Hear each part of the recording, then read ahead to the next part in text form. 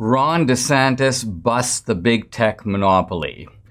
George Will says that January 6th is the same as 9/11. What's eating that guy? And actor Kirk Cameron on the politics of Christianity. This is the Dinesh D'Souza podcast.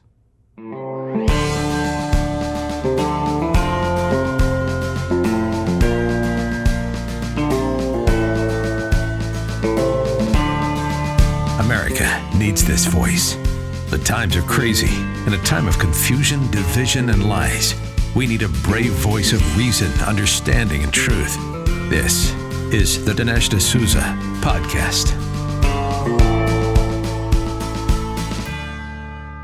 Two very important developments on the free speech front get to the heart of the matter. What's the problem and what can be done about it? Now, Project Veritas has a new expose, and this is awesome. This is two Facebook insiders who have come out and revealed their plan to suppress posts on Facebook, to demote them, reduce their circulation, maybe cut them off altogether, that are critical of the vaccine. Now, the idea here is to censor not just false posts. Traditionally, these digital platforms say we're going after misinformation, but no. In this case, they admit the post may be true. Someone could say, I took the vaccine, had a horrible reaction, this is what happened to me. And Facebook's point is it doesn't matter if it's true, we're going to repress it and censor it anyway. So this is, I think, a remarkable escalation and shows that what Facebook is doing here is it's trying to rig the debate. It isn't trying to have it out over facts, because they admit you could be making factual statements about the vaccine and yet you will be cut off. Now, this stuff is getting way out of hand. And there are some people, including some people on the conservative and libertarian side, who say, well, yeah, but it's not a violation of the First Amendment. Facebook is, after all, a private company. And I want to talk for a moment about the fact that free speech is not confined to the First Amendment. Let's think for a moment about why we need free speech. What is the point of free speech? Well, there's a political point to it. Free speech is necessary to have the arguments that make democracy work. You can't have democracy without people being able to express their views. So there's a political reason for it. There's kind of a philosophical reason for it. If you don't have free speech, you can't have debate. If you don't have debate, you cannot arrive at the elusive quarry of truth. So going back to Socrates and the discussions and arguments that he had on the streets of Athens, there's a philosophical need for free speech as the mechanism to arrive at truth. But free speech is also personal. We speak because we're able to say what we think. We are able to say what we feel. Our language is a part of who we are. It helps to define the way we think of ourselves. And of course, free speech is also social. It connects us to each other. It's a way of having community because you're able to relate through the important mechanism of language. Now, here's my point. Free speech can be just as threatened in the private sphere as it can in the government sphere. Let me give a group of examples that I think illuminates this point. A radical Islamic husband tapes his wife's mouth shut. Now, he's not the government. The First Amendment technically doesn't apply to him, but he's shutting her up all the same. It's a deprivation of her free speech, her ability to speak at all. Or let's say there's a mosque or synagogue or some kind of institution where, let's say, women or any other group is not allowed to speak. Their free speech is being cut off. Consider the abusive spouse, male or female, who forbids the other spouse to say anything. I'm talking, you don't get to say a word. That's a repression of free speech. Think of the college professor who says to his students or to his class, I'm not going to allow any debate. What I say goes. I don't even want to take any questions. Just repeat what I say on the test. He's denying his students the right to inquire, to investigate, to speak. And yet, this could be a private college. This could be a private school. Nevertheless, there is a repression of speech. Think of BLM and some of its rituals where whites are not allowed to speak. What is that doing? It's preventing whites from being able to participate in the discussion. Now, these are all private entities. And so I want to come back to this point about free speech being bigger than the First Amendment. The First Amendment protects against a certain kind of denial of free speech, direct denial by the state. But now someone may go, well, wait a minute, doesn't Facebook have free speech? Shouldn't Facebook have the right to say what it wants? And that allows, and that even means Facebook being able to repress people's posts. It's, after all, their platform. Now, there are two kind of problems with this. First of all, Facebook certainly has the right to speak. They can have a point of view, but if they have a point of view, they can't pretend that they're a neutral platform. If they have a point of view, then they're more like a publisher. They're more like the New York Times. They shouldn't get special government protections because, after all, they are publishers and they have a point of view. They have editorial judgments. Of course, they can exercise them, but they also have to be accountable for them. The other problem is that Facebook and Twitter and some of these digital platforms are monopolies. And what that means is that they're denying people access to service, which, by the way, you can't even do in the private sphere. You can't have a restaurant and say, I'm going to deny service to blacks and I'm a private company so I can do whatever I want. You can't be a toll bridge and say to people, hey, listen, I'm not going to let you pass because I just don't like the looks of you. Of course, you have the alternative of swimming across the river. No, it doesn't matter if you have a private toll bridge. If you have a monopoly over that kind of crossing, you have to basically allow everybody to go by who's willing to pay the toll. Now, the problem with these digital platforms is they pretend to be like the phone company. They're just neutral platforms. They're encouraging further discussion and dialogue. But imagine if the phone company were to jump into your conversation and say, wait a minute, you're spreading misinformation about the vaccine to your neighbors. We're going to correct you. We're going to cut off your phone service. This would be outrageous. Nobody would allow that. They'd shut AT&T down overnight if they attempted to do that. Now, the good news is that Governor DeSantis is going out front on this. He's a trailblazer on this, and he just signed an important piece of legislation which basically says that these digital censors are going to be accountable in the state of Florida. How? Number one, they're not allowed to censor any candidate for public office. They're not allowed to censor anyone who's in public office. But third, and I think most importantly, Florida citizens are going to be able to sue these companies. And if the violations are egregious enough, the Florida State Attorney General will sue on their behalf. So the idea here is to put these guys up against the wall to hold them accountable. I'm quite sure this will all end up in court, as it should. But the bottom line of it is DeSantis is saying enough is enough. Now, DeSantis makes a point I want to highlight here, and that is he goes, these companies claim to be correcting misinformation. And he looks at the example of the Wuhan lab. He goes, they censored all kinds of people, took down their posts because they claimed that it was disinformation, it was conspiracy theory to talk about the origin of the virus being in a lab. Now we know that wasn't disinformation. It was merely information. There was an argument going on about where this virus came from, a legitimate argument. And what did digital platforms do? They shut down that argument. So they're not promoting information, they're suppressing information. They're not promoting debate, they're suppressing debate. It is long overdue that these digital moguls, these digital fascists, I want to call them, be held accountable. There's a long way to go on this. DeSantis is only taking the first step, but somebody has to take the first step so that the second, third, and fourth step can be taken next. I've been looking forward to this one. I'm really happy to have actor and producer Kirk Cameron on the program. Kirk, welcome to the podcast. Thanks for joining me.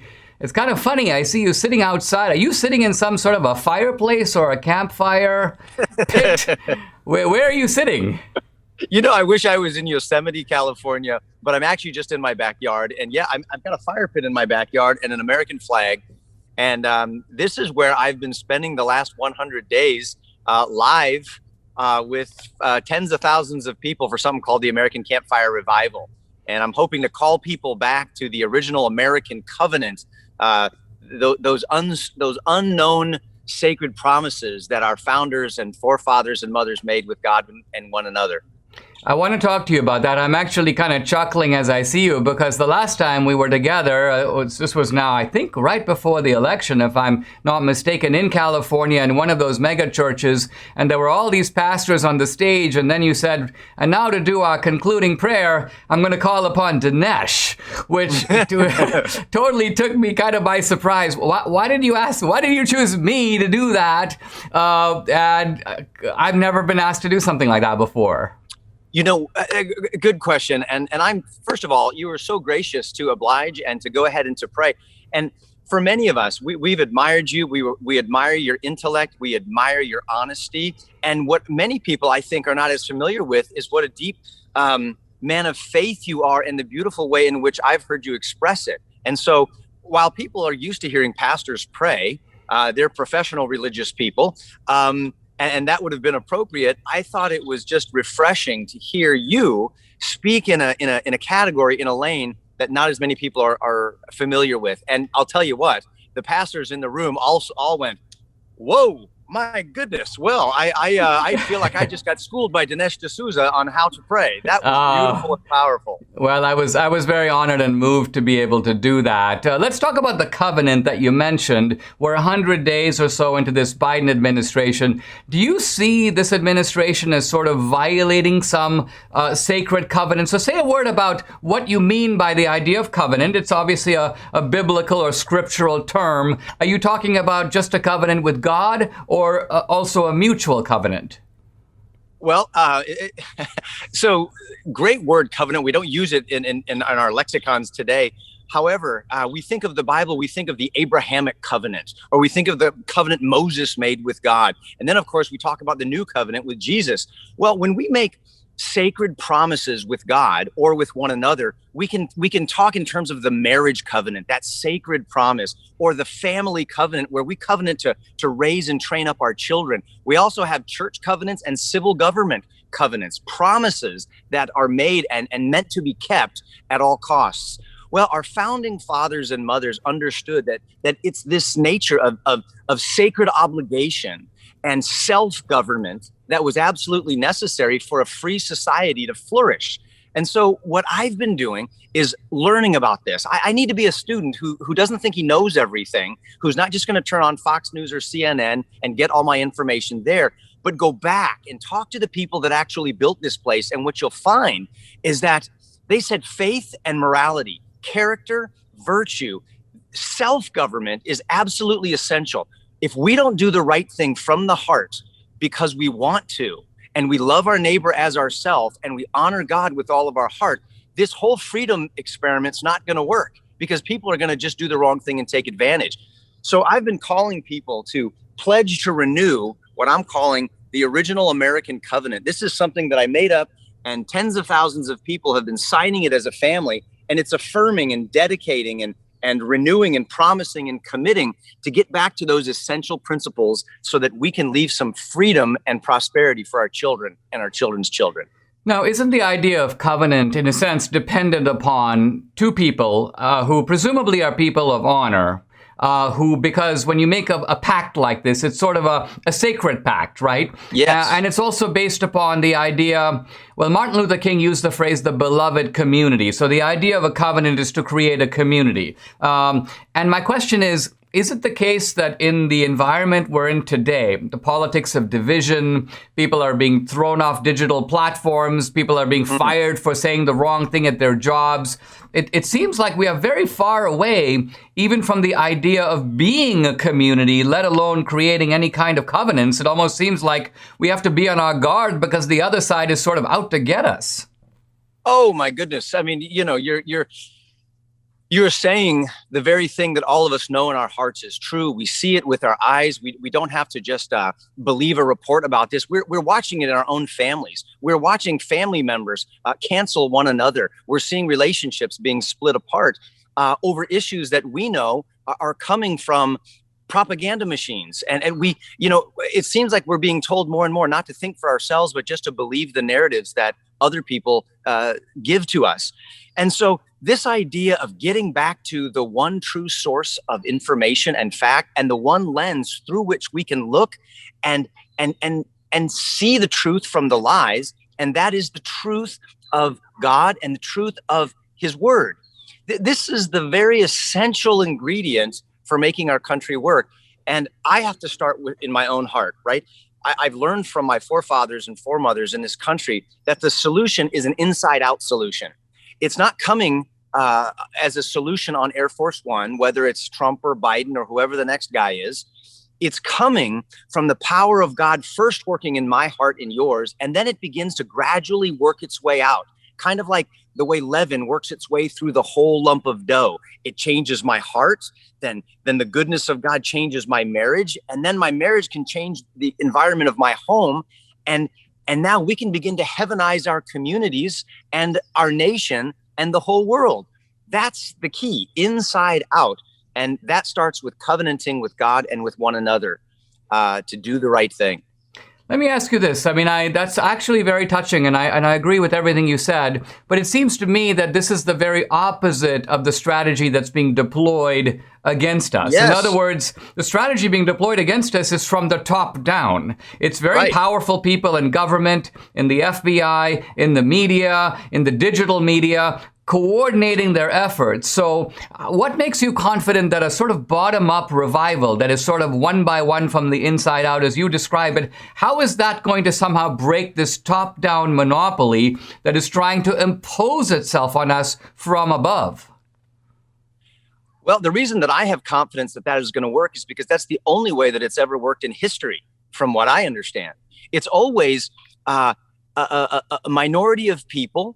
It's not the masses, it's the few, it's the faithful, often persecuted, usually outnumbered, who then catch the attention of God, who then moves on their behalf and turns the tide.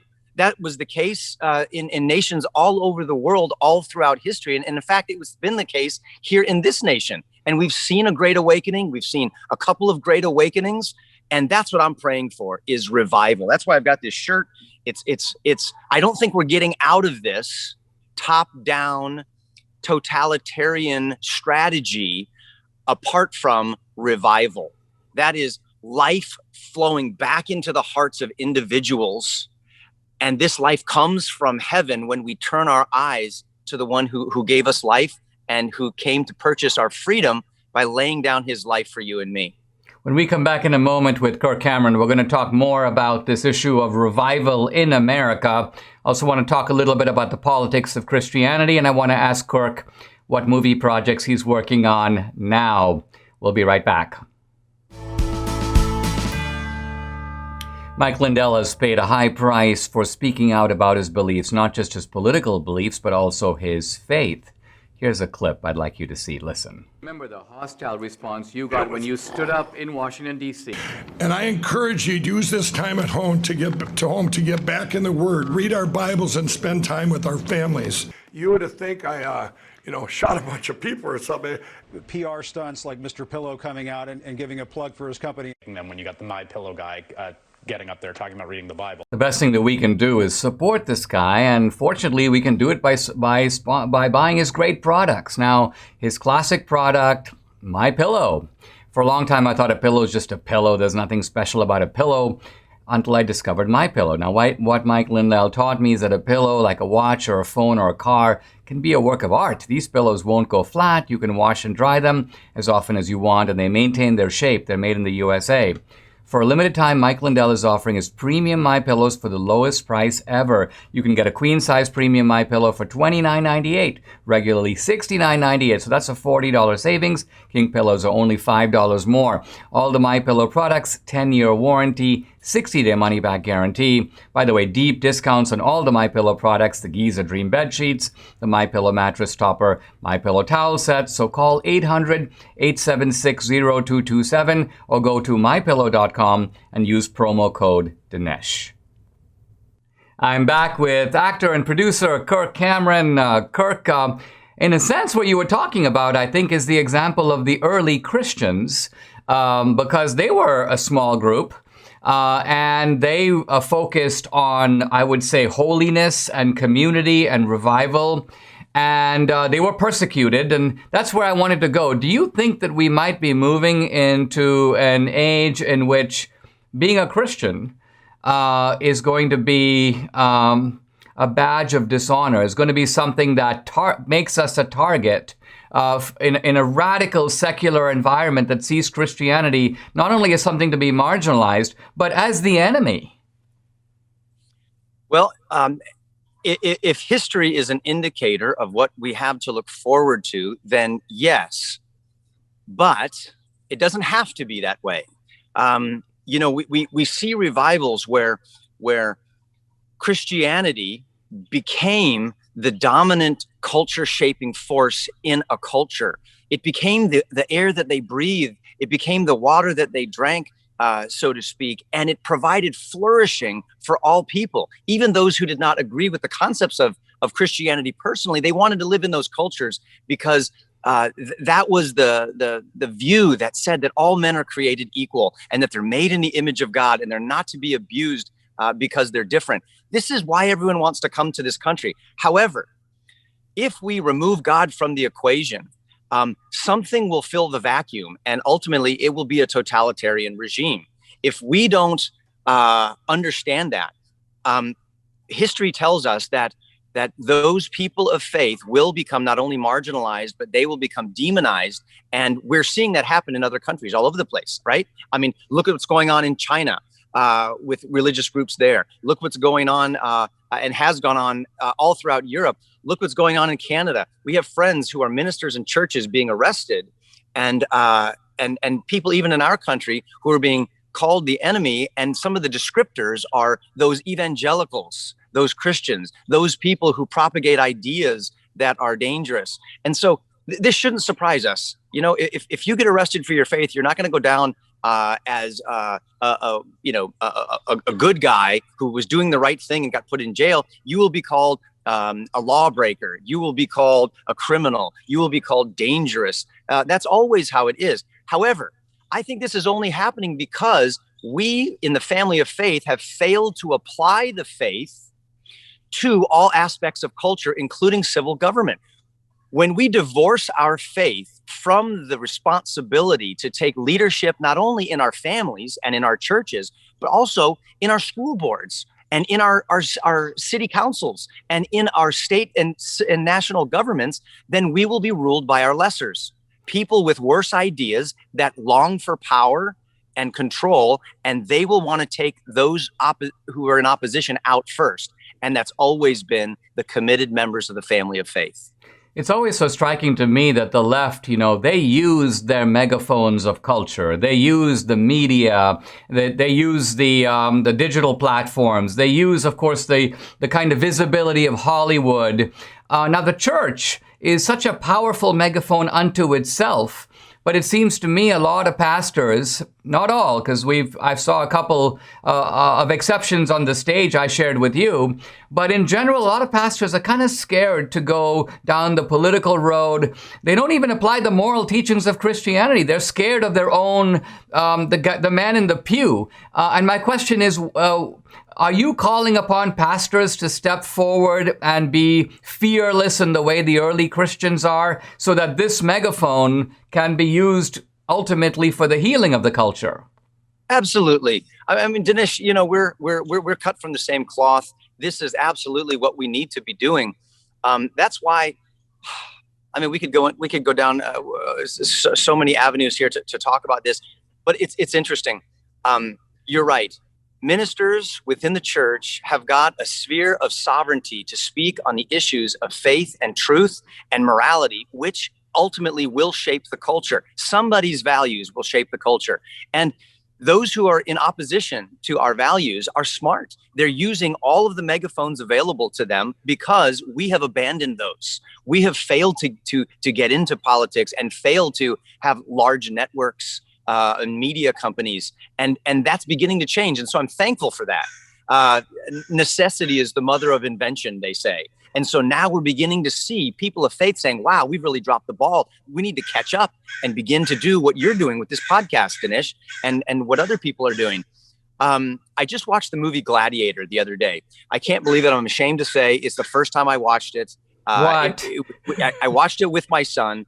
And one of the things I found very striking was how the emperor had controlled the masses through fear and a vision of greatness for Rome. However, he became very nervous when the people's minds and hearts began to shift and have compassion toward Maximus the Merciful. And he wasn't able to do whatever he wanted. He couldn't kill him because he was afraid that the people would turn against him. It's like the lion and the lion tamer analogy that you gave that day at church. If the lion only knew that he was far more powerful than the lion tamer, he wouldn't cower, he wouldn't obey. And if the church could only understand that the family of faith collectively, if we will just roar, if we will just stand for what we love and what we believe in, then the opposition would be no match. But the lion tamer, the emperor, knows this. And so they continue to pump out fear, and just enough to keep us satisfied and pacified so that we don't test it. And that's what I'm praying for, is revival and an awakening of people to who they really are. And that is we, the people of the United States, full of faith and love for people. Kirk, I love the fact that you've been speaking out and using your platform to do that. My question is, you came of age at a young age in Hollywood in a totally different environment. And my question is, were you drinking like a different bottled water than everyone over there? In other words, how did you turn out so differently than what we associate to be this kind of promulgation of decadence and immorality and push the envelope, and you just don't seem to be one of those kinds of people. And my question is, say a little word about sort of how you discovered Jesus and what made you not only a Christian in practice, but an outspoken one in the manner that you are. Aha, maybe you shouldn't speak so quickly, because after all, I am an actor. I could be faking this whole nice guy thing. Yes, that's true. That's true. You could be playing a role. You could be auditioning for Jesus in Mel Gibson's new movie, The Resurrection. That's right. That might be why I'm growing this beard. Listen, I would say that it's true. I am a bit of a Hollywood prodigal. I've sort of strayed from the decadent values of my Hollywood family.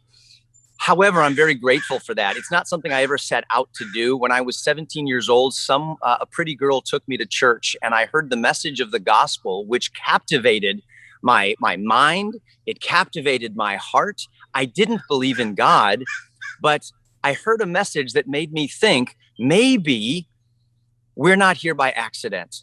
And maybe the universe and the beauty of a sunset and the birth of children and my strawberries and tomatoes growing here in my backyard are not just happenstance and accident, but perhaps it was designed by a brilliant, loving creator. And when I heard the message of the gospel, of the sacrifice that was made so that I could be made right on the inside and understand who I am and why I'm here, it made me start to read the Bible, and that began to change my trajectory, not only personally, but it made me want to live a life of integrity, where my private life and my private aspirations to want to honor God and care for other people translated into my career, and that's why I began doing things like Fireproof or Way of the Master or Monumental, and the things that I'm doing now. My faith guides me as a father, as a husband, and as an actor. So, call me crazy, but, it's been 30 years and I'm still married. We've got 6 kids, and you haven't seen me on, the tabloid covers with a gun in my hand and a mugshot, having been picked up for selling cocaine. And I attribute that to not me finding God, but God finding me in Hollywood.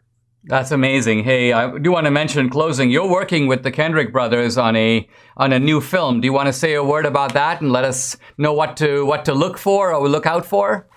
Sure. So I just finished filming a brand new film, as you said, with the Kendrick brothers. Those are the guys who made Fireproof. They made Courageous and War Room.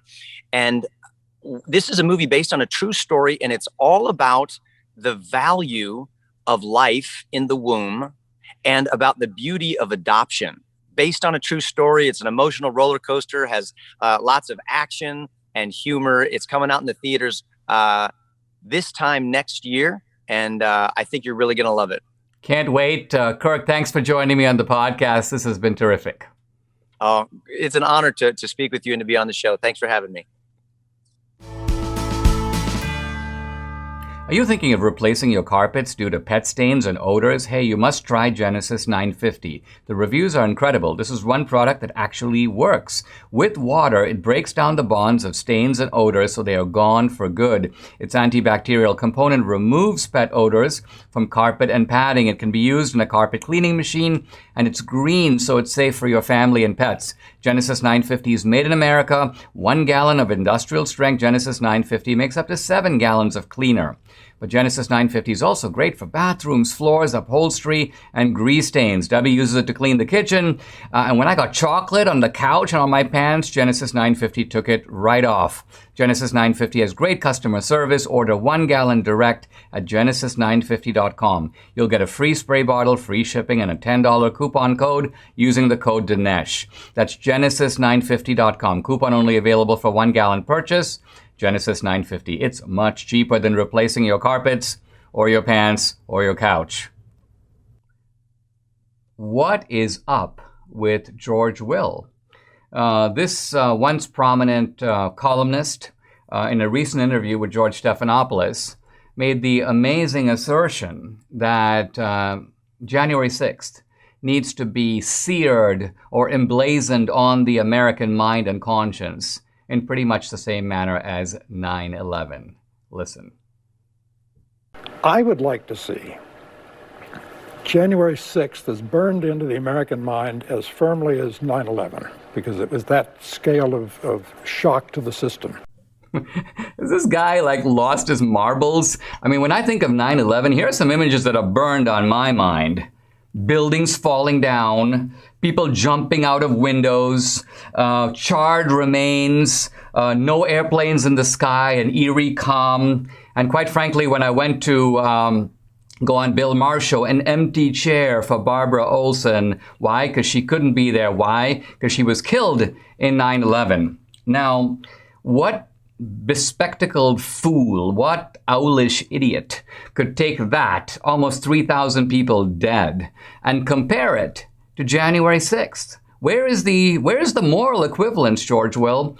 And in a certain way, I feel this a little personally because there was a time when I respected George Will. George Will, Bill Buckley, these were part of the icons of the right when I was kind of coming of age politically in the 1980s. And yet, even then, I noticed something odd about George Will. He was always the left's favorite conservative. And this is, by the way, why he was always on these mainstream left-leaning outlets. He had a regular column in the Washington Post. Meg Greenfield, the editor of the Washington Post, of the editorial page, fawned over him. He was a regular on ABC News. And I think to myself, what is it about the political opposition, about the left? Because even then, the media was on the left. Why do they love George Will so much? And I finally sort of figured it out. And I want to give two examples from the Reagan years that clarify the point. It's George Will always tried to figure out what is the most important thing for the left. And then he would sell out on that. He'd be reliably conservative on everything else. But on the one issue that mattered the most, he would sort of concede to the other side. So, for example, at a critical point in the 80s, Reagan was pushing tax cuts, the centerpiece of Reaganomics. And here's George Will.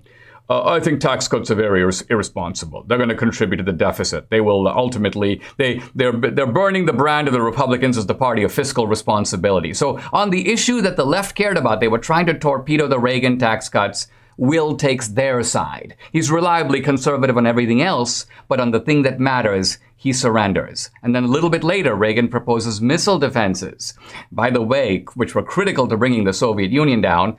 But George Will, again, missile defenses, oh, those are never going to work, as if George Will even knows. But he takes these positions at critical times. He gives in to the other side. He's, in a sense, the predecessor of people like Mitt Romney or Liz Cheney, who are the tame opposition that the Democrats love. The Democrats really don't want an opposition. They want a fake opposition. They want an opposition that puts up a kind of pretend fight and then throws in the towel before the bell rings. And that's George Will. That's why he's always been their favorite. That's why, in a sense, this kind of spectacular irresponsibility that he's doing now in his dotage is only a kind of continuation of a political opportunism that has characterized his whole dishonorable career.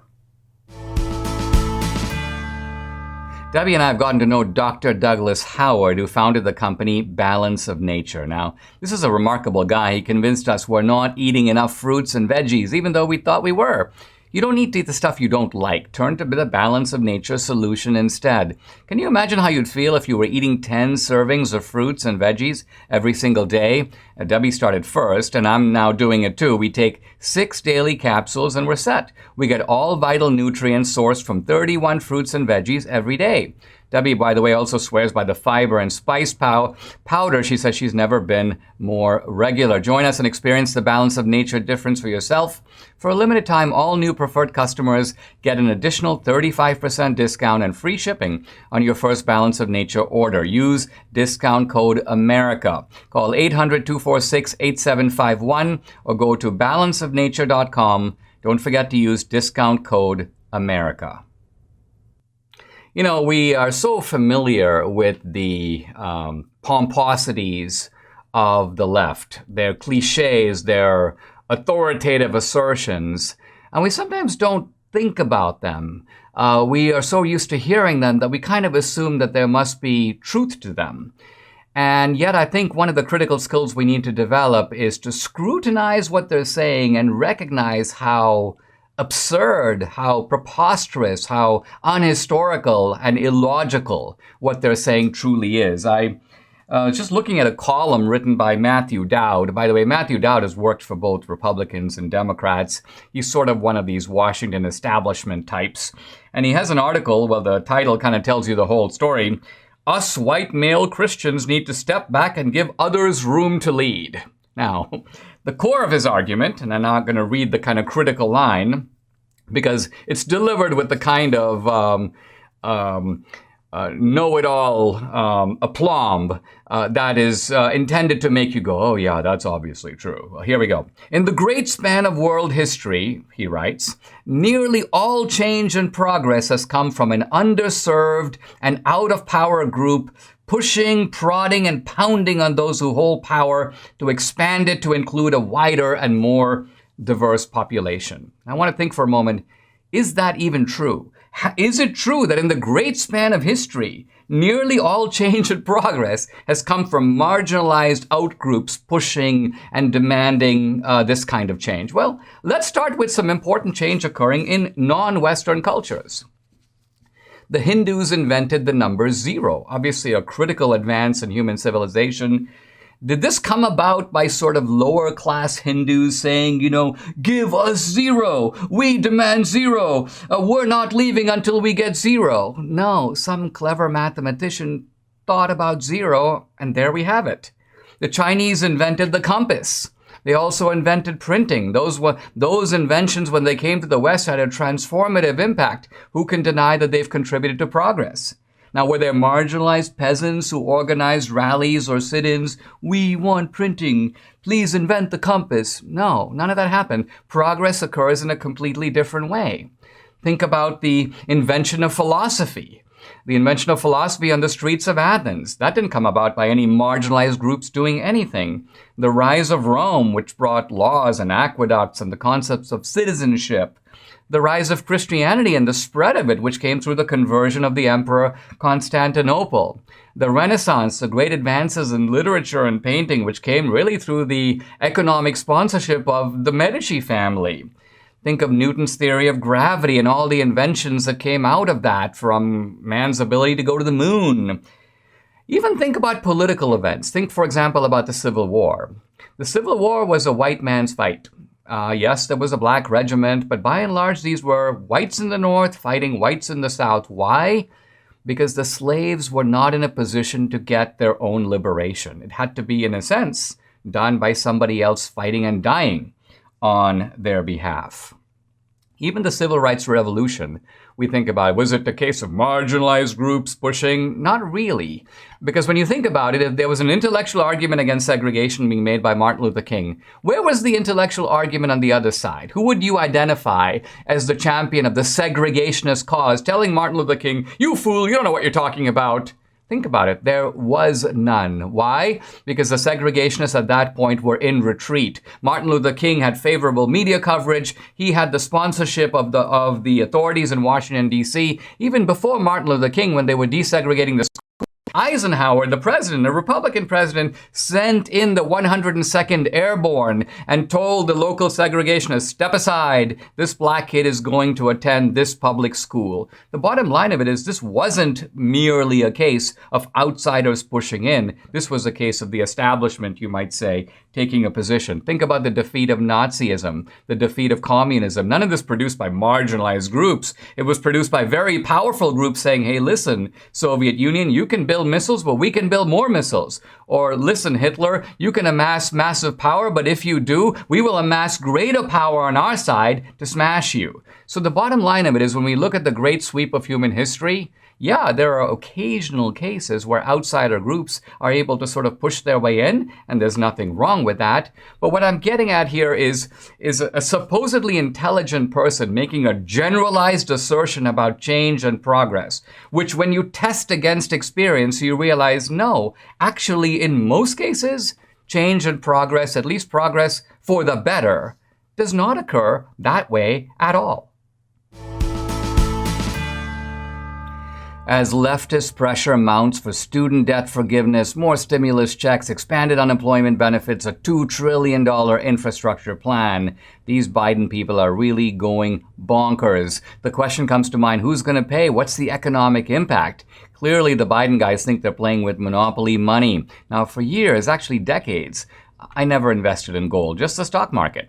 But now I'm seriously worried about the regime we have in Washington. Absolutely no sense of fiscal responsibility. So listen, if all your investments are tied to greenbacks, you're sitting on a kind of a ticking time bomb. Invest a portion of your savings into gold and silver. Now, Birch Gold Group is who I buy from and who you can trust to convert an IRA or eligible 401k into an IRA backed by gold and silver. That's right. Through a little-known tax loophole, you can convert your retirement savings tied to the stock market into an IRA backed by precious metals. It's your hedge against inflation. Text Dinesh to 484848 for your free information kit on precious metals IRAs or to speak with a Birch Gold representative today. With 10,000 customers, an A-plus rating with the Better Business Bureau, and countless 5-star reviews, Birch Gold can help you too. Text Dinesh to 484848 and invest in gold and precious metals before it's too late. I'm really happy to be joined on the podcast by none other than my daughter, Danielle D'Souza Gill, author of The Choice, The Abortion Divide in America. We're here to talk not so much about abortion today, but critical race theory. And I wanted to have you on, Danielle, because with critical race theory, on the surface, it appears like this is a whole doctrine that seems to echo the themes of Christianity. In other words, you hear a lot about the good and the evil, the sort of sharp dividing line between the two. I see people like taking a knee, which of course is very similar to going down on your knees, genuflecting, which people do sometimes in church. This whole kind of liturgy of self-abasement, it's almost like the old monks. People I see whites like self-flagellating themselves like the monks in the old days. I'm evil, I've got to purge myself of my sins. And I say to myself, is this whole thing a kind of twisted version, do you think, of Christianity? Absolutely not. Critical race theory is really counter to everything that the Bible preaches, because the core tenet of critical race theory is that everything revolves around race. So your key identity lies in your race, whether you're white or you're black, and there's nothing you can do to change that. So if you're black, you're always the oppressed, and if you're white, you're always the oppressor.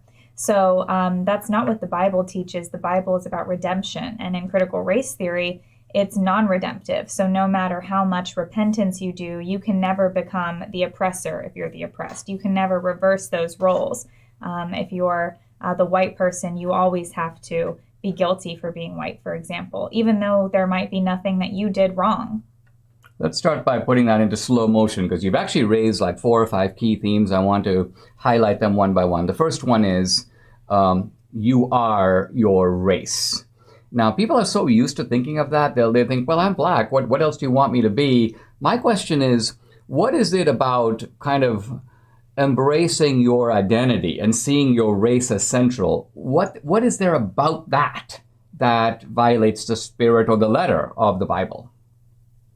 Well, the Bible talks about how there's no Jew or Gentile. Jesus didn't come for one race. He came for everyone who accepts him. And so I think that this idea that everything revolves around race, it's obviously a liberal ideology. It's pushed by Marxists. Jesus doesn't talk about power, this power struggle, in the same way that the left does today, which makes everything about race and hierarchy. And for Jesus in the Bible, it's really about not making the power in terms of only rooted in race. In true power, God has all of the real power. And as far as the power that we have, it's the power to live according to his will. So they interpret power completely differently than the Bible does.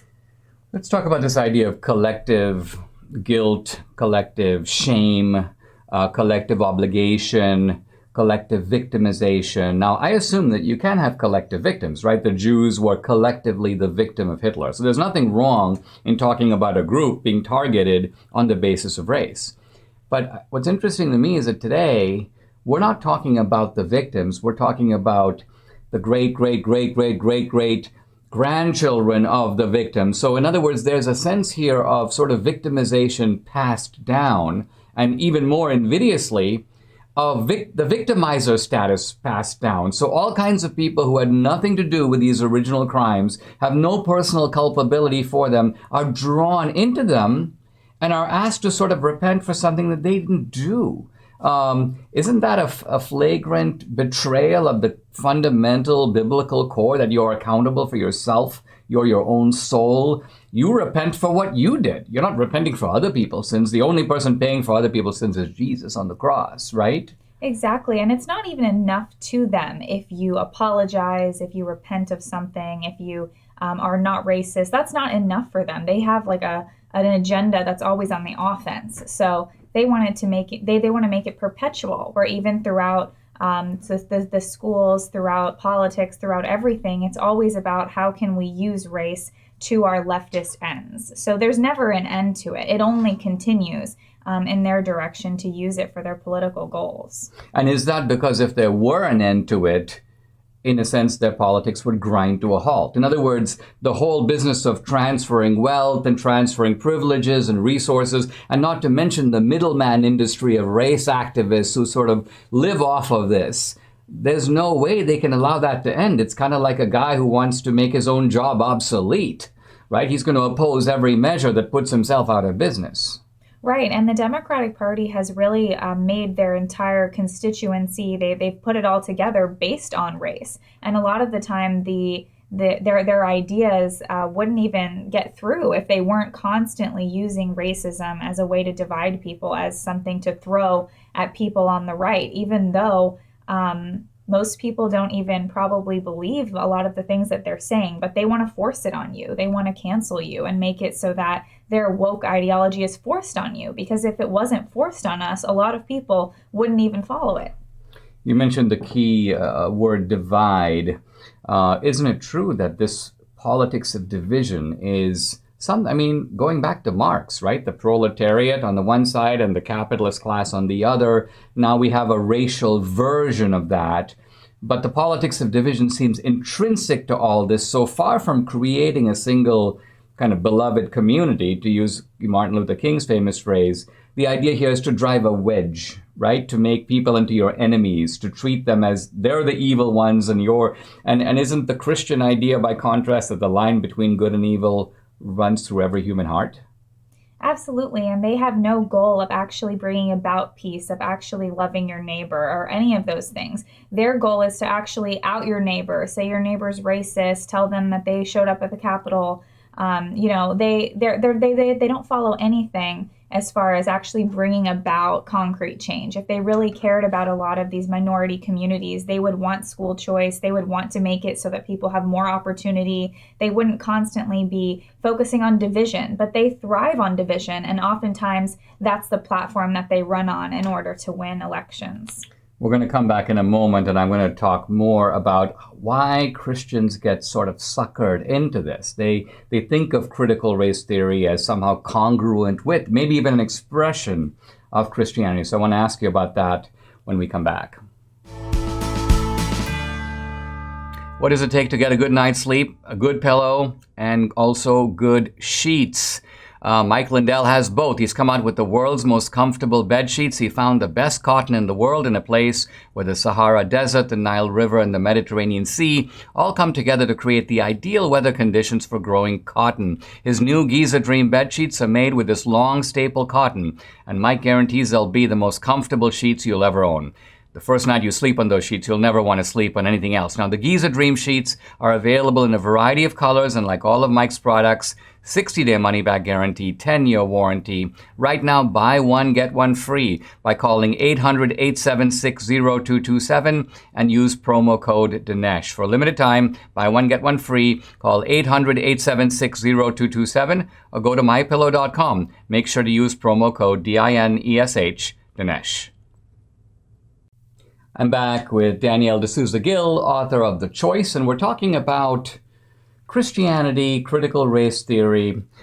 You were saying a little bit earlier, Danielle, that that the tenets of critical race theory are very antithetical to Christianity. No sense of redemption, no sense of salvation. And of course, I'd add to this the viciously anti-Christian, anti-family remarks that you hear from, for example, the founders of the Black Lives Matter movement, some of the critical race theorists themselves. And yet there are Christians who feel like this is sort of the new thing to embrace.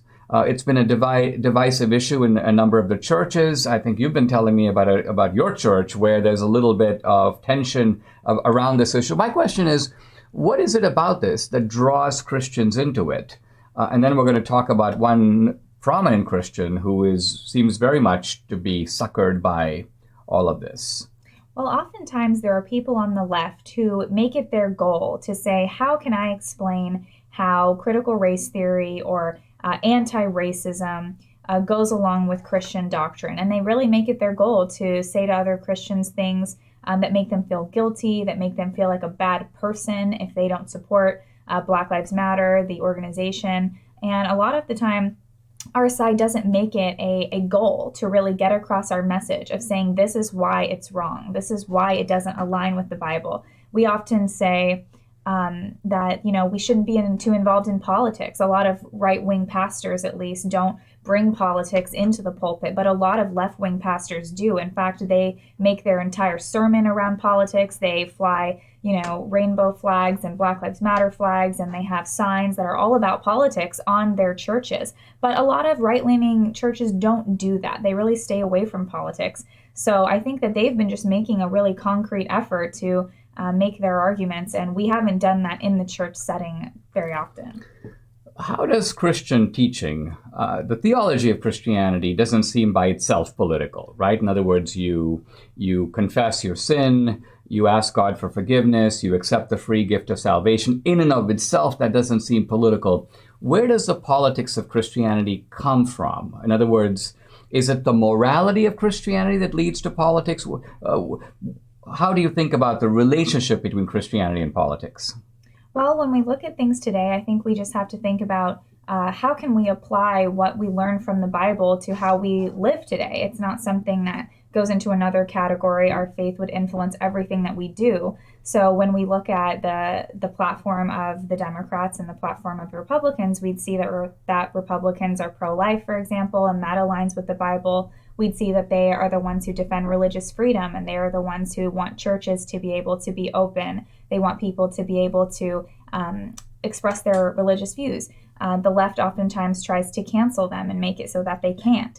If we look at other issues like the family, the right is really in favor of that. The left is constantly trying to break down the family and make it so that the new family is the state or the community, or the person to turn to as a social worker, or even, let's say, if you wanted to get an abortion, talk to the abortionist, don't talk to your parents. And so the left is really trying to break down the family. And even if we look at things like protecting our Second Amendment right, all of these things, I think, go back to the fact that that's to protect us from the government. And the left, I mean, their status, so they would see it as, these weapons are going to be used to somehow go towards crime. But in fact, we need to protect ourselves from them. And so we're for these individual protections. It's part of what you're saying, that they, in a sense, divinize the government. The government becomes the deity. That's the thing they want people to have their full allegiance to. And the church is kind of in the way of that. And even God is in the way of that. So their doctrine is, it has a sort of deity, but the deity is the state. Exactly. I think that they want everything to be controlled by the state and always imposing their woke ideology, their confiscation of wealth, their economic and social values forced upon us.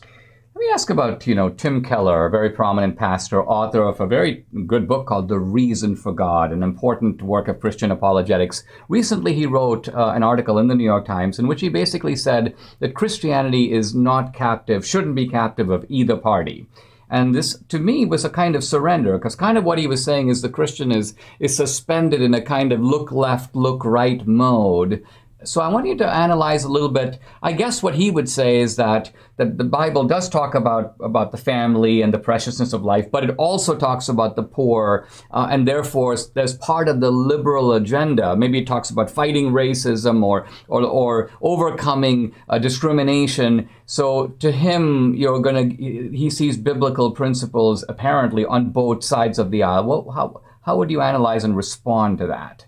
I think his argument is that, Christianity can never be put into either box. But I think we'd have to look at it as, well, look how radical the Democrats are. Look at what their platform actually is. Now, if their platform was really similar to the other side, if what they were saying is, we are against abortion as well, both sides are against that, but we think that we should go about it this way, and they think they should go about it that way, then that would be something we could maybe discuss in more detail. But he's acting as though both sides have the same principles, and they don't have the same principles. They have completely contradictory principles when it comes to life and death. And he seems to think that that's arbitrary. I mean, the Bible has innumerable passages about the poor, but as far as I know, there's not a single passage that turns over the responsibility for the poor to the state. I mean, I'm not aware of any place where Jesus says, listen, you don't have to do any charity because, there's Medicare. So in other words, the idea here is that we have moral responsibility to people in our community through churches and through charitable associations and through personal generosity.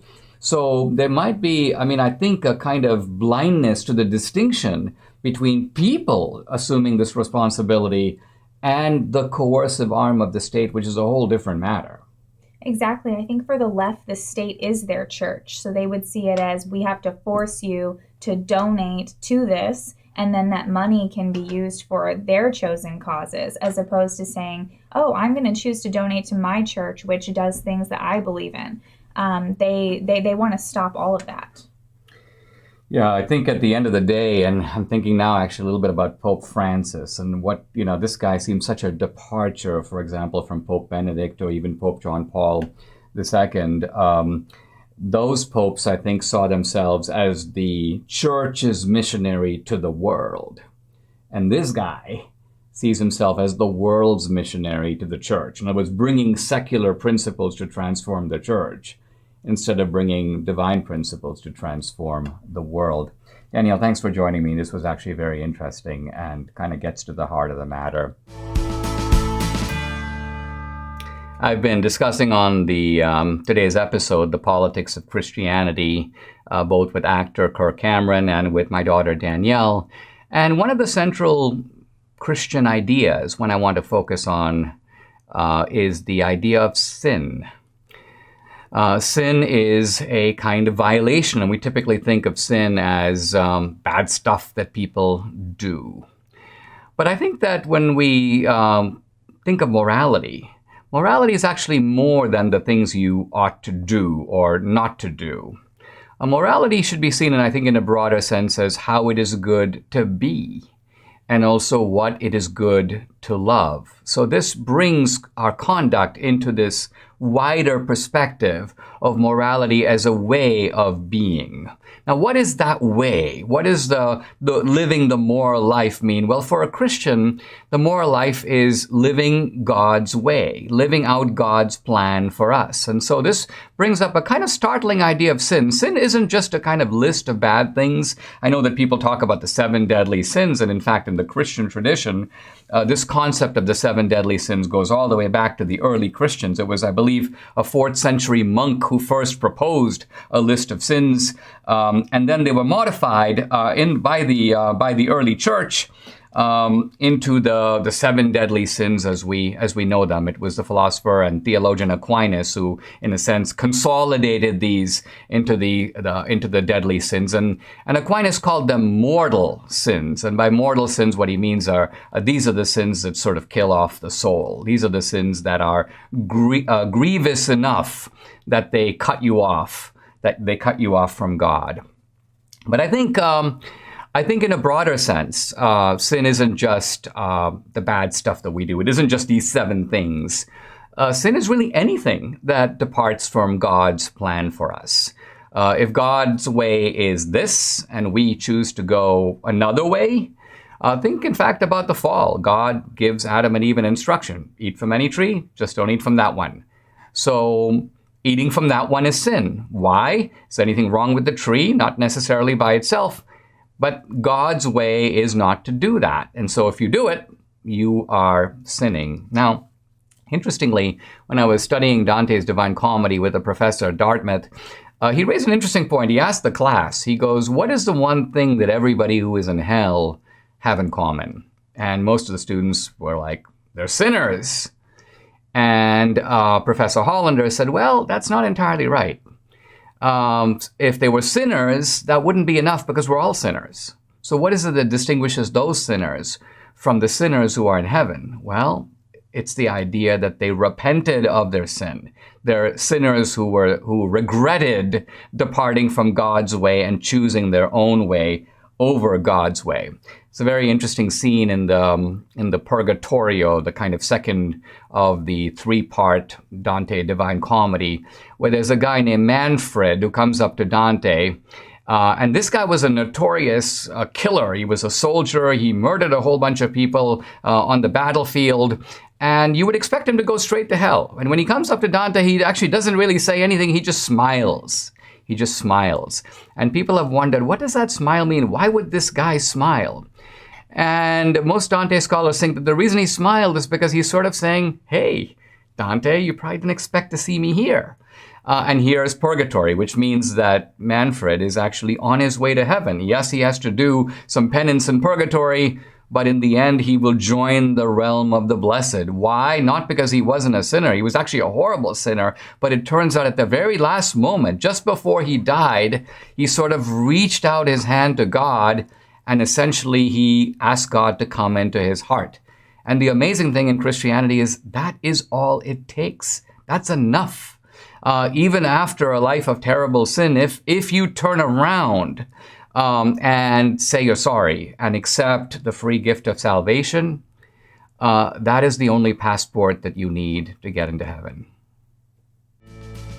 Subscribe to the Dinesh D'Souza podcast on Apple, Google, and Spotify, or watch on Rumble, YouTube, and SalemNow.com.